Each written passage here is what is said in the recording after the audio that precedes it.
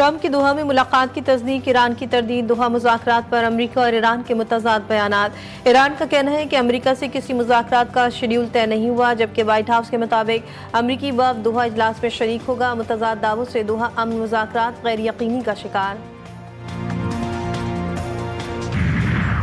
وزیر داخلہ محسن نقوی سعودی عرب پہنچ گئے۔ وفاقی وزیر سعودی عرب کے دورے میں اہم ملاقاتیں کریں گے۔ سعودی ہم منصب شہزادہ عبدالعزیز بن سعود سے بھی ملاقات ہوگی۔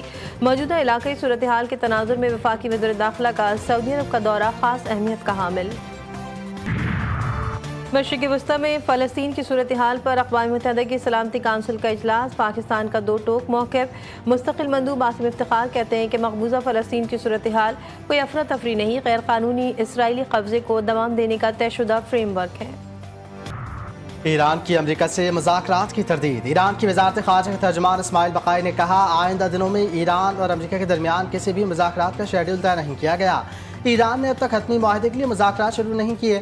مفاہمتی یادداشت کے بعض نکات پر عمل درآمد ضروری ہے، جو اس وقت ایران کی اولین ترجیح ہے۔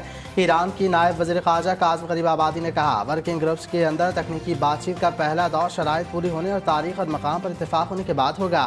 معاملے پر ثالث ممالک کے ذریعے مشاورت جاری ہے۔ امریکہ اور ایران کے تکنیکی وفود علیحدہ مذاکرات کریں گے۔ امریکی ویب سائٹ ایکزیوس کا دعویٰ، ایران کے جوہری پروگرام پر تکنیکی سطح کے مذاکرات بدھ کو ہوں گے۔ قطر اور پاکستان مذاکرات میں ثالث کا کردار ادا کریں گے۔ امریکہ ایران کے وفود کی قطری پاکستانی ثالثوں سے الگ الگ ملاقاتیں ہوں گی۔ امریکہ اور ایران کے درمیان تازہ جھڑپ بند کروانے میں بھی پاکستان نے کردار ادا کیا۔ سابق امریکی سفیر رچرڈ شرمر کا کہنا ہے کہ پاکستان کی ثالثی کے نتیجے میں ہی واشنگٹن اور تہران دوبارہ مذاکرات پر آمادہ ہوئے۔ توقع ہے دوحہ میں ہونے والی بات چیت میں پاکستان اور قطر بطور ثالث شریک ہوں گے۔ دونوں جانب سے حالیہ فوجی کارروائیوں کا سلسلہ فی الحال رک گیا، اب دونوں سفارتکاری پر تیار ہیں۔ ایران اب تک کے تمام فوجی حملوں کا سامنا کر کے ایک نئی طاقت بن کر ابھرا ہے۔ ایران غیر روایتی جنگ کا ماہر کھلاڑی ہے۔ سابق امریکی وزیر خارجہ جان کیری کا ایران امریکہ جنگ میں ایرانی برتری، جنگی مہارت کا اعتراف۔ اپنے ایک بیان میں کہا کہ امریکیوں کو ایران کی غیر روایتی جنگی مہارت سے خبردار کیا تھا۔ ایران غیر روایتی جنگ کو سمجھتا اور مہارت سے استعمال کرتا ہے۔ ایران ان ممالک میں شامل ہے جو غیر روایتی جنگ انداز استعمال کرتے ہیں۔ ایران کی جوہری سرگرمیاں ملکی پالیسی کے مطابق جاری رہیں گی۔ شہید صبری لیڈر نے پہلے ہی کہا تھا، ایران ایٹمی ہتھیار بنانے کا خواہاں نہیں۔ ایرانی صدر کا بڑا دعویٰ۔ ایرانی سرکاری میڈیا کے مطابق ڈاکٹر مسعود پزشکیان کا کہنا ہے کہ تیل اور پیٹرو کیمیکل شعبے پر عائد پابندیاں ہٹائے جانے کے بعد قطر میں منجمد اثاثوں میں سے $6 ارب ایران کو واپس مل جائیں گے۔ تاہم اس دعوے کی امریکہ یا قطر نے تصدیق نہیں کی۔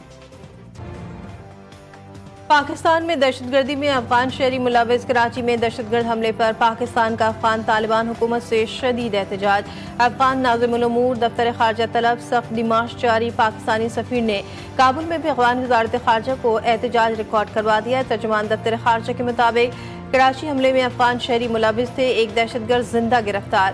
افغان سرزمین دہشت گردی کے لیے استعمال ہونا ناقابل قبول ہے۔ پاکستان کا افغان حکام سے دہشت گرد عناصر کے خلاف مؤثر کارروائی کا مطالبہ۔ خیبر پختونخوا اور بلوچستان میں بے گناہ شہریوں کا قتل اور رینجرز کیمپ پر دہشت گردی، سیکورٹی فورسز کا ایکشن۔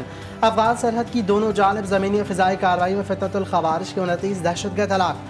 پکتیا، پکتیکا اور کنڑ میں فضائی کارروائی میں 3 اہم اہداف کو نشانہ بنایا گیا۔ 25 دہشت گرد مارے گئے۔ بھارتی تعداد میں اسلحہ و گولہ بارود تباہ۔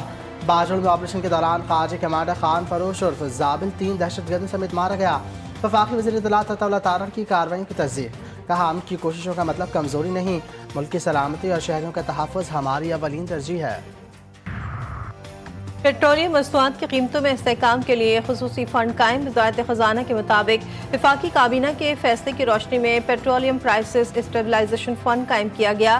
اس فنڈ کے لیے public account of the federation میں ایک علیحدہ اکاؤنٹ ہیڈ بھی مختص کیا جائے گا۔ فنڈ میں موصول ہونے والی تمام رقوم مخصوص اکاؤنٹ میں جمع کی جائیں گی۔ فنڈ کے آپریٹنگ طریقہ کار کو وزارت خزانہ، پیٹرولیم ڈویژن اور اوگرا مشترکہ طور پر حتمی شکل دیں گے۔ انمول پنکی کو وزیر اعظم سے زیادہ پروٹوکول دیا جا رہا ہے، اس کے خلاف کچھ نہیں ہوگا۔ अलबत्ता उसे जल्द सदारती अवार्ड दिया जाएगा। सेनेट की कायमा कमेटी बराए दाखिला में पिंकी के प्रोटोकॉल की गूंज। सेनेट की कायमा कमेटी बराए दाखिला की ज़ैली कमेटी के इजलास में चेयरमैन कमेटी सेनेटर सैफुल्लाह अब्लो ने कहा कि अनमोल पिंकी के पीछे 20 मोबाइल गाड़ियां जा रही हैं। इतना प्रोटोकॉल तो वजीर आजम को भी हासिल नहीं। एक सेनेटर को सिक्योरिटी नहीं दे सकती और एक मुलजिमा के पीछे 20 गाड़ियां क्यों हैं?